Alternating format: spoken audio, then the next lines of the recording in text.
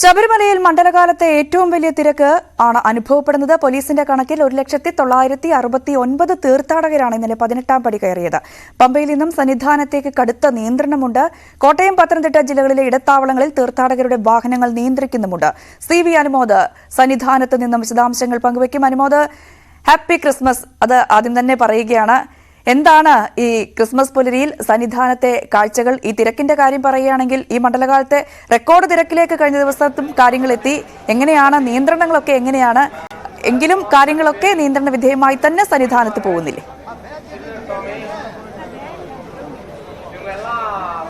Good morning Ranjini, happy Christmas.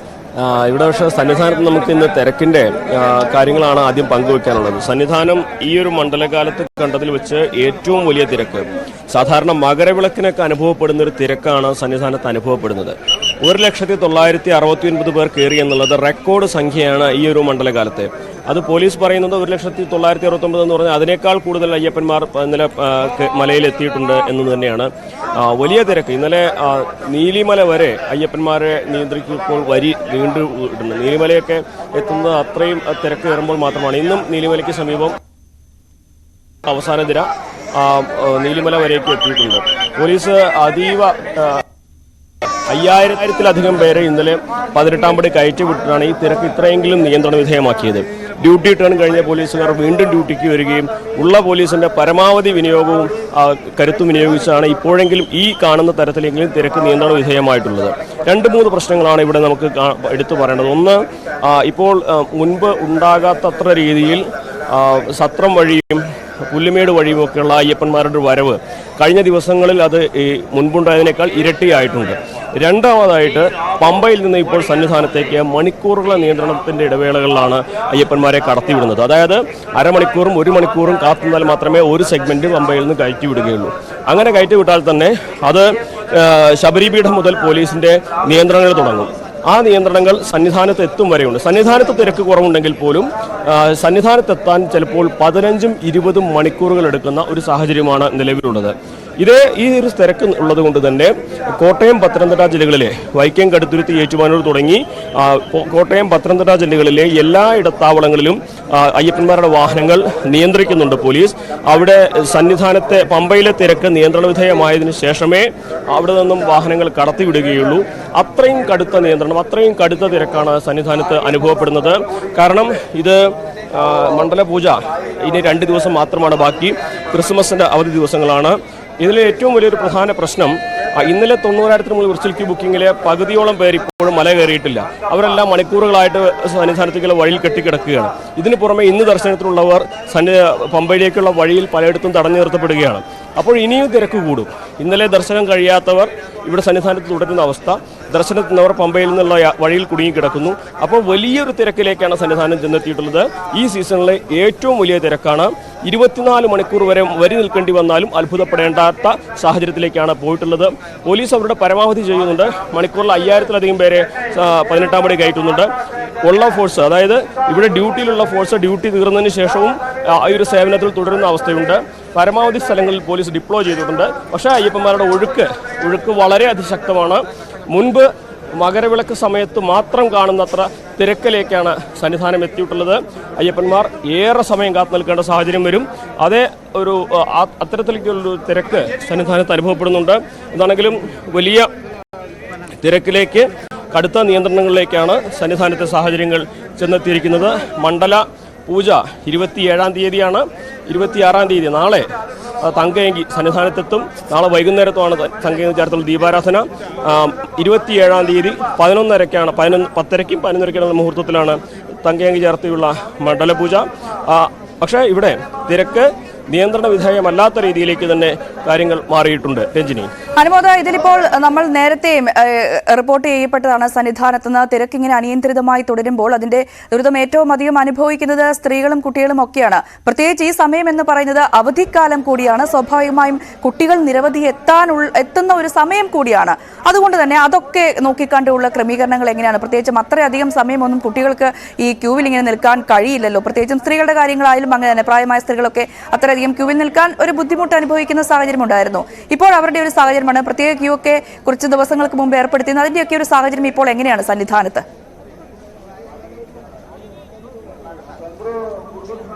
സന്നിധാനത്ത് എത്തിക്കഴിഞ്ഞാൽ ഇവർക്കൊക്കെ പ്രത്യേകം സൗകര്യമുണ്ട്. കാരണം കുട്ടികൾക്കും പ്രായമാർക്കും പ്രത്യേക ക്യൂ ഉണ്ട്. ഇപ്പോൾ ഞാനിതിപ്പോൾ നിൽക്കുന്ന സ്ഥലത്തിന് ഇതുവഴി കുട്ടികൾക്ക് വേണ്ട ദർശനം അവിടേക്ക് കൊണ്ടുപോവുകയാണ് കുട്ടികളെപ്പോഴും. സന്നിധാനത്ത് എത്തിക്കഴിഞ്ഞാൽ ഇവർക്ക് അതിനുള്ള സാഹചര്യങ്ങളൊക്കെ ഉണ്ട്.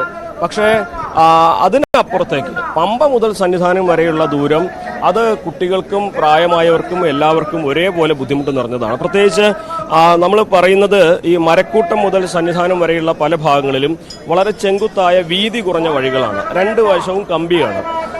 ആ കമ്പിക്കൂടുകൾക്കിടയിലാണ് അയ്യപ്പന്മാർ കാത്തു നിൽക്കുന്നത്. അത്രയും അധികം സമയം കാത്തു നിൽക്കുമ്പോൾ അവർക്ക് ഭക്ഷണമോ വെള്ളമോ കിട്ടുന്ന സാഹചര്യം ഉണ്ടാകണമെന്നില്ല.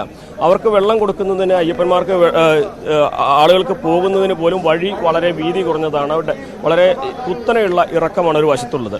പ്രായോഗികമായിട്ട് അവിടെ ഈ കാര്യങ്ങൾ ചെയ്യുന്നതിന് ഒരുപാട് പ്രശ്നങ്ങളുണ്ട്.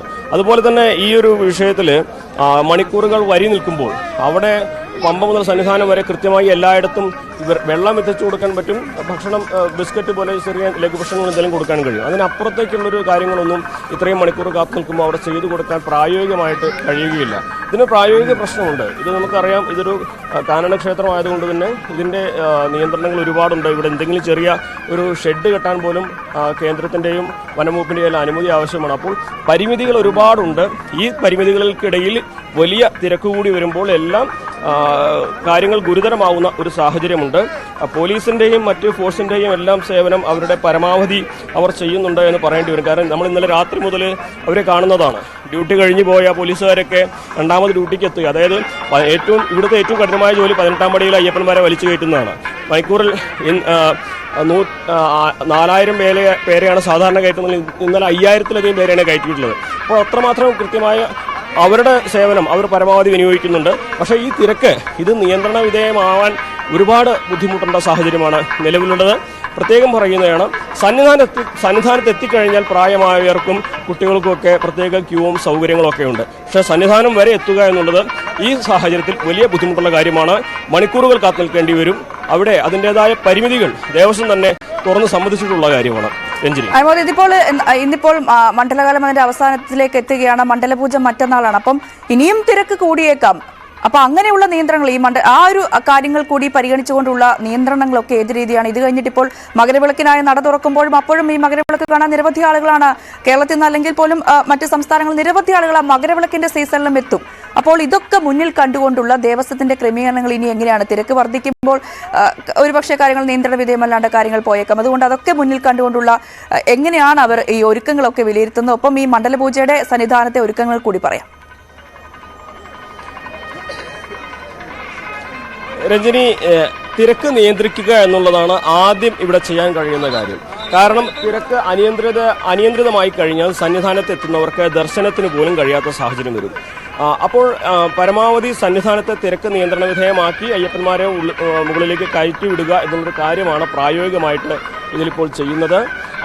അതുകൊണ്ടാണ് മുൻപ് നമ്മൾ ഏറ്റവും അധികം വിമർശിച്ചിരുന്നത് നിലയ്ക്കലിൽ അയ്യപ്പന്മാരെ മണിക്കൂറുകൾ പിടിച്ചിടുന്ന കാര്യങ്ങളായിരുന്നു. ഇപ്പോൾ അതിലൊരു മാറ്റം വന്നുള്ളത് എന്താണെന്ന് വെച്ചാൽ പിടിച്ചിടേണ്ടി വരുന്നുണ്ട്, മണിക്കൂറുകൾ കാത്തു നിൽക്കേണ്ടി വരുന്നുണ്ട്. പക്ഷേ അവർക്ക് കാത്തു നിൽക്കുന്ന ഇടങ്ങളിൽ ഭക്ഷണവും വെള്ളവും ഉറപ്പാക്കുന്നുണ്ട്, പ്രാഥമിക ആവശ്യങ്ങൾക്ക് സൗകര്യങ്ങൾ ഉറപ്പാക്കുന്നുണ്ട്. അതെല്ലാം ഉള്ള ഇടത്താവളങ്ങളിലാണ് അവരെ നിയന്ത്രിക്കുന്നത്. അവിടെ നിന്നും പമ്പയിലേക്ക് അയ്യപ്പന്മാരെ കടത്തിവിടുന്നത് പമ്പയിലെ തിരക്ക് അനുസരിച്ചാണ്. അതായത് പമ്പ മുതൽ സന്നിധാനം വരെ എങ്ങനെ പോയാലും മണിക്കൂറുകൾ കാത്തു നിൽക്കേണ്ട ഒരു അവസ്ഥ എന്നുള്ളതിന് നമുക്ക് തൽക്കാലം ആ ഒരു യാഥാർത്ഥ്യമാണ് എന്നുള്ളത് അംഗീകരിക്കൽ മാത്രമേ കഴിയുകയുള്ളൂ. കാരണം മറ്റൊരു പോംവഴി അതിനില്ല. ഈ പമ്പയിൽ നിന്നും സന്നിധാനത്തെത്തുന്ന അയ്യപ്പന്മാരുടെ തിരക്കിനൊപ്പം തന്നെ പുല്ലുമേട് വഴിയുള്ള അയ്യപ്പന്മാരുടെ എണ്ണം കൂടി കൂടിയതോടെ കാര്യങ്ങൾ വളരെയധികം തിരക്കിലേക്ക് എത്തുന്നൊരവസ്ഥ. അപ്പോൾ ഇവിടെ എത്തുന്നവർക്ക് പരമാവധി സൗകര്യങ്ങൾ ഉറപ്പുവരുത്തുക, ഇവിടുത്തെ തിരക്കിനനുസരിച്ച് സന്നിധാനത്തേക്ക് അയ്യപ്പന്മാരെ കയറ്റിവിടാനുള്ള തീരുമാനങ്ങൾ എടുക്കുക എന്നുള്ള കാര്യമാണ് ഇപ്പോൾ പോലീസ് ചെയ്യുന്നത്. അതോടൊപ്പം തന്നെ കൂടുതൽ ഫോഴ്സിനെ ഇനിയുള്ള ദിവസങ്ങളിൽ ഈ ഒരു സാഹചര്യത്തിൽ, പ്രത്യേക സാഹചര്യത്തിൽ ഡിപ്ലോയ് ചെയ്യാനുള്ള സാധ്യത തള്ളിക്കളയുന്നില്ല. നിലവിലുള്ളത് പരമാവധി ഫോഴ്സിന്റെ പ്രവർത്തനമാണ് നടന്നുകൊണ്ടിരിക്കുന്നത്. അതിന് കൂടുതൽ പോലീസിനെ കൂടി ഉൾപ്പെടുത്താനുള്ളൊരു സാധ്യത ഈ മണ്ഡലപൂജയെ സംബന്ധിച്ച് അതിനുള്ളൊരു സാധ്യത കാണുന്നുണ്ട്. എന്താണെങ്കിലും മണ്ഡലപൂജ ദിവസവും അതിന് തലേ ദിവസവും, അതായത് 26, 27 തീയതികളിൽ വിർച്വൽ ക്യൂ ബുക്കിംഗ് 60,000-ലും 70,000-ലും നിയന്ത്രിച്ചിരിക്കുകയാണ്.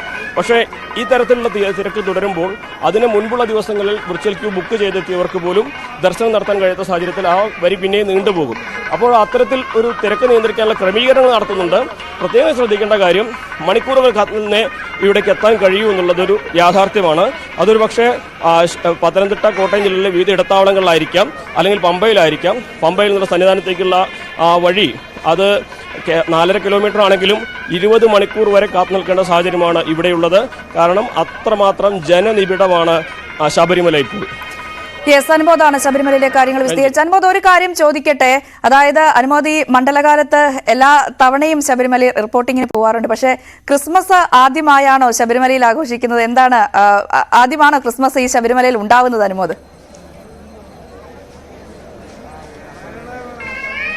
അല്ല, ശബരിമലയിൽ ഏറെക്കുറെ മണ്ഡലപൂജയും ക്രിസ്മസും ഒക്കെ ഒരേ സമയത്താണ് ഉണ്ടാവാറുള്ളത്. അതുകൊണ്ട് തന്നെ ക്രിസ്മസ് ദിവസവും സാധാരണഗതിയിൽ മണ്ഡലപൂജ റിപ്പോർട്ടിങ്ങിൻ്റെ സമയമാണെങ്കിൽ ഇവിടെ തന്നെയാണ് ഉണ്ടാകാറുള്ളത്. പക്ഷേ ശബരിമലയെ സംബന്ധിച്ച് നമുക്ക് ക്രിസ്മസ് ആഘോഷങ്ങളൊന്നും ഇവിടെ നമ്മൾ ഓർമ്മയിൽ പോലും വരില്ല. സത്യത്തിൽ ശബരിമല സന്നിധാനത്ത് നമ്മളൊരു ഡ്യൂട്ടി ചെയ്യുമ്പോൾ ദിവസമോ തീയതിയോ ഒന്നും നമുക്ക് ഓർമ്മയിലല്ലാത്തൊരവസ്ഥ. കാര്യം എല്ലാ ദിവസവും നമ്മൾ ഒരുപോലെയാണ് ഇവിടെ കടന്നു പോവുക. രാവിലെ മുതൽ നമ്മൾ അയ്യപ്പന്മാരുടെ ഇടയിലാവുന്നു, ഈ കാര്യങ്ങൾ തിരക്കിനിടയിലാണ് നിൽക്കുന്നത്. അപ്പോൾ ഒരു ടൈം ലൂപ്പിൽ എന്ന പോലെയാണ് ശബരിമലയിൽ നമ്മൾ റിപ്പോർട്ടിങ്ങിന് എത്തുക. സ്വാഭാവികമായിട്ടും അത് എല്ലാ വിശേഷം ശബരിമലയിലെ വിശേഷ ദിവസങ്ങൾ മാത്രമാണ് നമുക്ക് മറ്റൊരു പ്രത്യേകതയുള്ള ദിവസമായി തോന്നുക. ഇതിപ്പോൾ ക്രിസ്മസ് ആണെന്ന് രഞ്ജിനി പറയുമ്പോഴും ക്രിസ്മസിൻ്റെതായിട്ടുള്ള ആഘോഷങ്ങളൊന്നും അല്ലല്ലോ നമുക്കിവിടെ കാണാനും ചുറ്റും കേൾക്കാനും ഒക്കെ ഉള്ളത്. ഇതൊരു തിരക്കിൻ്റെ ക്രിസ്മസ് ദിനമാണ് ശബരിമലയിലുള്ളത്. ഈ ഒരു എന്നെ സംബന്ധിച്ച് ക്രിസ്മസ് എന്ന് പറയുമ്പോൾ ശബരിമല നിൽക്കുമ്പോൾ ആളുകൾ കൂടുതൽ ഒഴുകിയെത്തുന്ന, ആളുകൾ ഏറ്റവും അധികം എത്തുന്ന ദിവസങ്ങളിൽ ഒന്നായിട്ട് ഇപ്പോൾ മാറി ഈ ഒരു തിരക്ക്. ഇത് ഇന്നലെ സത്യം പറഞ്ഞാൽ ഈ നീലിമലയിലൊക്കെ ആളുകളെ നിയന്ത്രിച്ച്, അതായത് ശബരിപീഠത്തിൽ ആണ് അയ്യപ്പന്മാരെ നിയന്ത്രിക്കുക. അതിന് ടൈലൻഡ് ആണ് നീലിമല. നീലിമല എന്ന് വെച്ചാൽ അത്രയും കുത്തനെയുള്ള സ്ലോപ്പായിട്ടുള്ള ഒരു ഇടമാണ്. അത്രയും അപകടകരമായ അവസ്ഥയാണ് അവിടെ. അവിടേക്ക് ഒരു അയ്യപ്പന്മാരുടെ വരി എത്തി എന്ന് പറയുമ്പോൾ അത് വളരെ ഗൗരവത്തിൽ ആശങ്ക ഉണ്ടാക്കുന്ന ഒരു സാഹചര്യം. അത്രയും അധികം തിരക്കിലേക്ക് സന്നിധാനം എത്തുന്നു. അത് ക്രിസ്മസ് ദിനമാകുമ്പോൾ സ്വാഭാവികമായിട്ടും ആ ഒരു തിരക്കുണ്ടായിട്ടുണ്ട്. ഇനിയൊരു 2 ദിവസവും സമാനമായ രീതിയിൽ തന്നെ ഒരു തിരക്കാണ് നമ്മൾ പ്രതീക്ഷിക്കുന്നത്. എന്നാണെങ്കിലും ഈ ഒരു ക്രിസ്മസ് ദിനം അയ്യപ്പന്മാരുടെ തിരക്കിനൊപ്പം ഞാനും ധനേഷും അങ്ങ് ആഘോഷിക്കുകയാണ്. യെസ്, അതാണ് അവിടുത്തെ സാഹചര്യം. അനുമോദനും ധനേഷിനും നല്ലൊരു ക്രിസ്മസ് ദിനം ആശംസിക്കുന്നു. നല്ലൊരു